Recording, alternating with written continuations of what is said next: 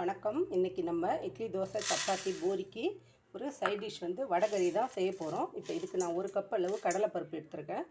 இதை நல்லா 2-3 வாட்டி நல்லா கழுவிட்டு நம்ம ஒரு 2 மணி நேரம் 1 மணி நேரத்துக்கு மேலே நல்லா ஊற வச்சு எடுத்துக்கலாம்.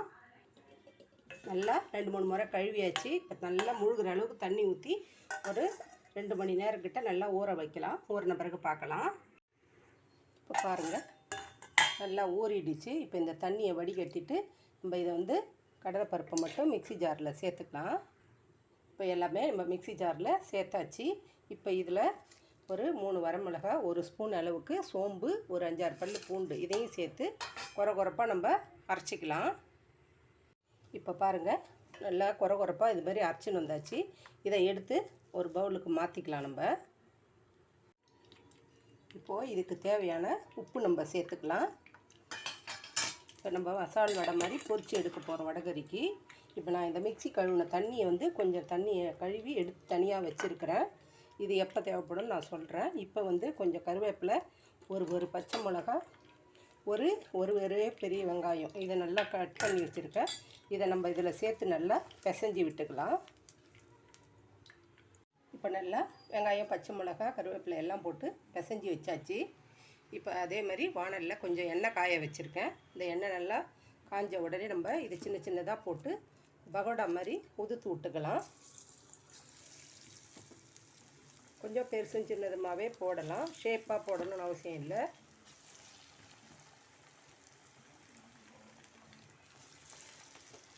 இதே மாதிரி எல்லாமே நம்ம போட்டு எடுத்துக்கலாம். இப்போ இது கொஞ்சம் கொஞ்சமாக நம்ம திருப்பி விட்டுக்கலாம். நல்லா 2 பக்கமும் திருப்பி விட்டு கொஞ்சம் நல்லா வேக வேண்டாம், மொறுன்னு எடுக்க வேணாம். கொஞ்சம் உள்ளே வெந்தால் போதும். இந்த அளவுக்கு நம்ம எடுத்தாலே போதும்.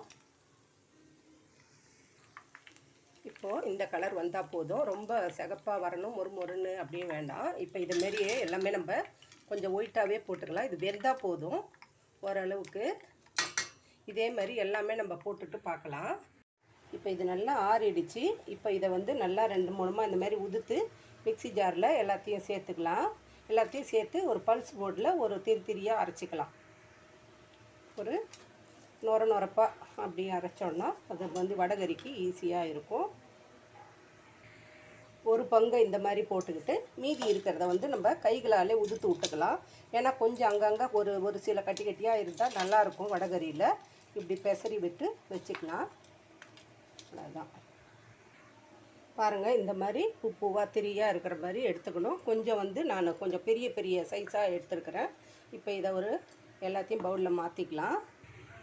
இப்போ இது இருக்கட்டும். இப்படி இதை பாருங்கள், இந்த மாதிரி நடுவில் ஒன்று கொஞ்சம் பெருசாக இருக்கும். இப்போ நம்ம வாணலில் கடாயில் நம்ம பகோடா போட்ட அந்த எண்ணெயை ஒரு 2 கரண்டி எடுத்து ஊற்றிக்கிறேன். இப்போ அதில் 1 ஸ்பூன் அளவு நெய் சேர்த்துக்கலாம். நெய் வாசனையோடு இருக்கும்போது நல்லாயிருக்கும். இது நல்லா காயட்டும். எண்ணெய் நெய் நல்லா காஞ்ச பிறகு பிரிஞ்சி தழை, பட்டை, லவங்கம், ஹோல் கரம் மசாலா சேர்த்துக்கோங்க. கூடவே ஒரு 4-5 முந்திரி பருப்பும் சேர்த்துருக்குறேன். இது எல்லாம் நல்லா பொரிஞ்ச பிறகு ஒரு பச்சை மிளகா கீறிட்டு சேர்த்துக்கோங்க. ஒரு 4 கருவேப்பிலை சேர்த்துக்கலாம். பச்சை மிளகா முழுசாக போட்டால் வெடிக்கும், அதனால் அந்த மாதிரி போட்டுக்கோங்க. அப்புறம் ஒரு பெரிய வெங்காயம், ஒரு சின்ன தக்காளி, இதை வந்து நான் கொஞ்சம் பெருசாக ரஃப்பாக கட் பண்ணியிருக்கேன். இது நல்லா வதங்கணும். இது வதங்கும்போது இதில் கொஞ்சமாக நம்ம உப்பு சேர்த்துக்கலாம். அப்போ தான் கொஞ்சம் சீக்கிரம் வதங்கும், அதனால் கொஞ்சம் லைட்டாக உப்பு சேர்க்குறேன். இப்போ இது நல்லா வெங்காயம் நல்லா வதங்கி வரட்டும். இப்போ இதில் வெங்காயம் வதங்கிட்டு இருக்கும்போதே 1 ஸ்பூன் அளவு இஞ்சி பூண்டு பேஸ்ட் போட்டுக்கலாம். நீங்கள் இஞ்சி பூண்டு பேஸ்ட் இல்லைன்னா இஞ்சியும் பூண்டும் நசுக்கி அது அப்படி கூட நீங்கள் சேர்த்து போட்டுக்கலாம். இப்போ இதில் வந்து ஒரு 1/2 டீஸ்பூன் அளவு மஞ்சத்தூள், 1 டீஸ்பூன் அளவு தனி மிளகாய் பொடி, மல்லிப்பொடி, ஒரு 1/2 டீஸ்பூன் இந்துப்பு கொஞ்சமாக. இதோடைய டேஸ்ட்டுக்கு தக்கவாறு நீங்கள் உங்களுடைய டேஸ்ட்டுக்கு உப்பு காரமெல்லாம் அவங்கவுங்க டேஸ்ட்டுக்கு காரத்துக்கு தகுந்த மாதிரி சேர்த்துக்கலாம். இதை நல்லா வதக்கி விட்டுக்கலாம். இப்போ இது நல்லா வதங்கி எண்ணெய் பிரிஞ்சு வர அளவுக்கு ஆயிடுச்சு. இப்போ வந்து நம்ம மிக்ஸி அலசின தண்ணியும் மிக்ஸி கழுவின தண்ணி நான் பகோடா போடும்போது நனைச்ச தண்ணி அதை வந்து நான் இதில் சேர்க்குறேன். அப்போ நம்மளுக்கு கொஞ்சம் குழப்பாக கொஞ்சம் ரிச்சாக டேஸ்ட்டு நல்லாயிருக்கும். இப்போ இந்த தண்ணியை ஊற்றி நல்லா கொதிக்க வைக்கலாம். இப்போ நம்ம கடலைப்பருப்பு மசாலா போடும்போது நல்லா இழுத்துக்கும். அதனால் நான் இன்னும் ஒரு அரை கிளாஸ் அளவு தண்ணி சேர்க்குறேன். இப்போ நம்ம கடலைப்பருப்பு அரைச்ச தண்ணி ஊற்றிருக்கிறதுனால நல்லா நம்மளுக்கு குழப்பும் ரிச்சாக டேஸ்ட்டு நல்லாயிருக்கும். இப்போ இது நல்லா கொதி வரட்டும். பாருங்கள், நல்லா இப்போ கொதி வந்துருச்சு. இப்போ நம்ம உதுத்து வச்சுருக்கிற இந்த கடலைப்பருப்பு பகோடாவை இதில் சேர்த்துக்கலாம். சேர்த்துக்கிட்டு நம்ம வந்து கொஞ்சம் நேரம் கிளறி கொடுக்கலாம். பாருங்கள், நல்லா நம்மளுக்கு ரொம்ப கலர்ஃபுல்லாக நல்லா டேஸ்ட்டாக சூப்பரான வடகறி ரெடி ஆகிடுச்சு. இதே மாதிரி இதே அளவுகளோடு நீங்கள் செய்து பார்த்துட்டு ஃபீட்பேக் எப்படி இருந்துச்சுன்னு சொல்லிட்டு கமெண்ட்ஸில் சொல்லுங்கள்.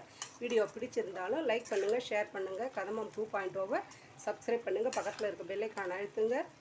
வாழ்க வளமுடன், நாளும் நலமுடன். அப்படியே இது மேலே கொஞ்சம் கொத்தமல்லி தழை, புதினா இருந்ததுன்னா புதினா தூவிட்டு இறக்கி நம்ம இட்லி, தோசை, சப்பாத்தி எல்லாத்துக்குமே மேட்சாக இருக்கும். கண்டிப்பாக ட்ரை பண்ணுங்கள்.